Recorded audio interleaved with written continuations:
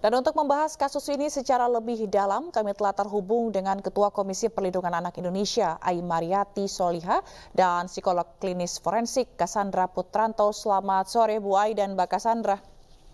Selamat sore. Kita ke Bu Ai terlebih dahulu. Bu Ai, sejauh ini perlindungan seperti apa yang telah diberikan KPAI untuk korban? Ya, per hari ini kami sudah melakukan rapat koordinasi dengan keluarga ya. Kami memastikan bahwa yang paling utama adalah anak terlindungi secara medis, tentu secara psikologis, dan kondisinya hari ini sudah kita ketahui ya, waktu untuk bagaimana dia merasakan memiliki kesiapan, baik itu nanti akan cerita tentang pengalaman dan situasi dan kondisi yang ada. Jadi kita secara kasat mata kan selalu melihatnya fisik gitu ya, tetapi kebutuhan yang paling urgent hari ini terlihat bagaimana psikologis, gitu ya, selalu kesiapan mental itu. Dan kami lihat memang disitulah letak bully itu berkali lipat gitu dirasakan karena menyerang pada sisi bagaimana totalitasnya, psikologisnya, dan tentu secara fisik ini juga terlihat berbagai kondisi yang sangat memprihatinkan. Jadi sekali lagi memang kesimpulan kami hari ini lebih memberi kesempatan untuk betul-betul bisa mendapatkan perlindungan ya. Baik, jadi sampai saat ini belum ada pengakuan dari korban begitu ya, alasan kenapa korban dibully oleh anggota geng ini? Ya, beberapa hal sudah disampaikan dari pihak misalnya keluarga gitu ya, tetapi kan yang harus kita lebih dengar adalah bagaimana misalnya korban bisa bercerita. Nah ini yang perlu waktu sehingga kita kasih kesempatan bagaimana pemulihan itu terus mengarsur ya, pengobatan serta intervensi medis yang sampai saat ini sedang berjalan. Oke, Mbak Cassandra, kalau dilihat dugaan yang terlibat adalah orang-orang atau anak-anak dari public figure begitu ya, ada anak artis, ada anak bahkan ada anak anggota DPR juga begitu yang ikut terlibat dalam kasus perundungan ini. Bagaimana Anda melihat kasus perundungan ini, Mbak Cassandra? Ya, kembali lagi pada dasarnya perundungan itu bisa terjadi pada siapa saja dalam hal sebagai pelaku maupun sebagai korban. Nah, tetapi tentu saja di dalam setiap kasus harus dilihat dan diperiksa sebaik mungkin bahwa peran setiap orang di dalam kasus itu tentu berbeda-beda. Ada yang mungkin menjadi inisiator, ada yang mungkin memang menjadi pelaku, tapi sebenarnya juga dia adalah orang yang mendapatkan tekanan untuk melakukan hal tersebut. Nah, bahwa mereka semua, kita semua, setiap anak-anak pasti berasal dari keluarga. Nah, apapun yang terjadi di dalam setiap kasus perundungan, dalam setiap kasus bullying, itu pasti ada kaitannya dengan proses pembentukan perilaku di individunya, lalu kemudian ada tekanan kelompok. Nah, dalam hal ini mungkin ada daya tarik dari kelompok untuk masuk dalam geng dan lain sebagainya yang punya aturan-aturan tertentu. Kemudian juga ada peran dari sekolah yang saya yakin pasti ada standar penanganan kekerasan, standar anti-bullying, tetapi tentu saja standar tersebut harus dipantau dan dimonitor terus-menerus. Nah, kelemahannya adalah ketika mungkin ada masalah di dalam proses monitoring sehingga hal ini bisa terjadi. Nah, selain itu juga ada pola asuh. Nah, pola asuh kita terkait juga dengan tadi, mau siapapun bentuk keluarganya, artis, anggota DPR, atau siapapun, psikolog sekalipun, dokter sekalipun, mungkin saja. Karena sekali lagi dalam proses tumbuh kembang anak ada hal-hal yang mungkin luput dari perhatian sehingga bisa terjebak di dalam situasi seperti ini. Berarti dengan adanya kasus perundungan ini begitu ya, dan ada geng yang sebenarnya katanya sudah ada udah 9 generasi begitu ya yang ada di sekolah itu. Menurut Mbak Cassandra ini sebenarnya fenomena yang biasa terjadi atau memang luar biasa atau ini hanya kenakalan remaja saja gitu?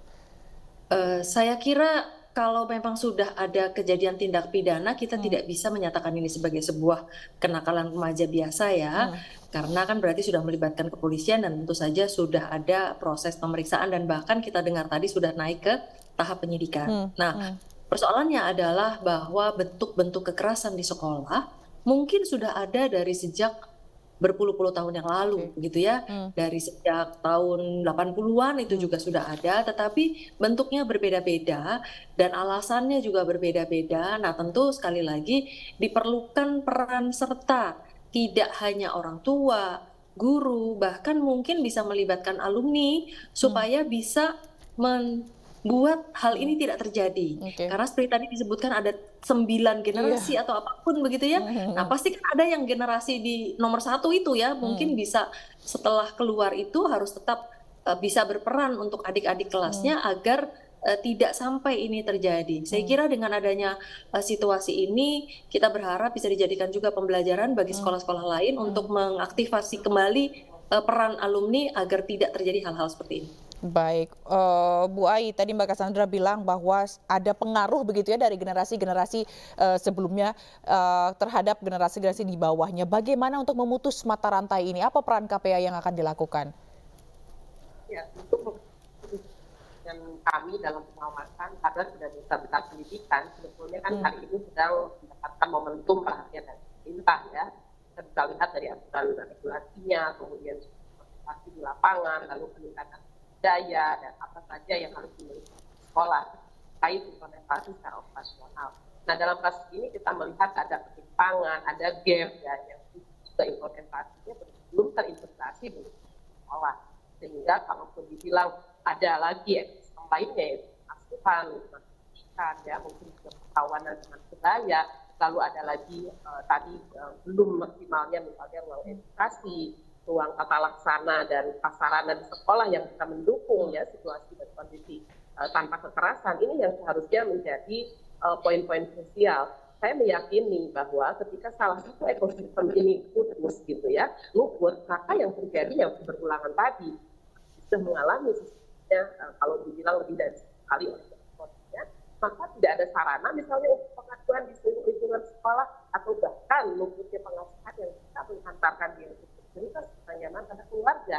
Nah, ini yang harus diputus rantai yang sesungguhnya, yaitu harus menunjukkan ekosistem yang sangat dekat, hangat, gitu ya, penuh dengan kasih sayang terhadap anak. Juga di rumah kedua yaitu di sekolah ada 3 hal yang dilakukan, baik itu tata laksananya, baik itu edukasinya maupun sarana prasarana serta penanganan. Nah, penanganan ini ya yang seharusnya sudah bisa mengkoordinasi pihak, misalnya menghadirkan psikolog ke sekolah, kemudian juga sudah terhubung dengan polsek setempat misalnya dalam memberikan keadaan situasi yang sudah berkaitan dengan hukum, atau memang para pendamping dan juga advokat ya atau saksi teksos, atau kami pun misalnya dengan KPAI, karena kalau KPAI mungkin dari sejak dulu sudah berangkat dari pencegahan itu sudah bisa dilakukan. Ini yang kami sebut dengan sistem ramah anak di tingkat sekolah. Karena apapun upayanya, baik itu Permendikbud 46 2023 yang hari ini sudah diluncurkan misalnya, tanpa ada penguatan dan kemudian peningkatan kualitas budaya dari ekosistem ini, ya kita akan tetap melihat situasi dan kondisi rantai ini juga tidak terjadi. Anak-anak kita menjadi korban. Itu yang akan kita awasi dan saja secara makro kami akan membawa pada Permendikbud misalnya bagaimana evaluasi terakhir terkait perlakuan dari Baik. Bu Ai, mungkin mic-nya boleh didekatkan ya Bu ya ketika Ibu berbicara karena suaranya agak ini. Bu Ai, tapi Bu Ai sudah datang ke BINUS, ke sekolahnya. Apa fakta terbaru atau apa yang Ibu Ai temukan, KPAI temukan di sana dalam kasus ini?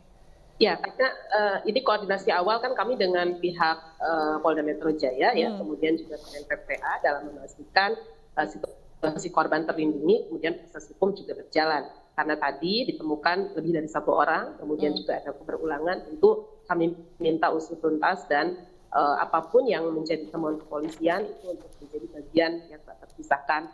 Karena sekali lagi kita dalam konteks studi ini memang ada yang disebut misalnya kapasitasnya sedang misalnya berat gitu ya, bahkan sampai melahirkan sebuah tindakan yang kekerasannya sampai pada fatal. Nah, ini harus kita lihat semuanya, tentu siapa pelakunya, lalu siapa yang terkait, bahkan saksi. Ya, bagaimana kita juga harus melindungi saksi ini serta juga mendengar apa yang mereka lihat dan temukan di lapangan. Jadi memang perlu waktu, tetapi mengapa kami mintakan segera kepolisian bergerak cepat, karena ini lingkungan yang kategori anak 18 tahun ke bawah. Sehingga apa yang terjadi hari ini segera ditindaklanjuti, segera ditemukan, dan penyidikan mendapatkan fakta-fakta yang itu menjadi bahan untuk tingkat gelar perkara dan status hukum yang hari ini sudah ditemukan supaya lebih tepat dan berkualitas. Itu yang hari ini sore ini ya Mbak Bala sedang masih melakukan koordinasi.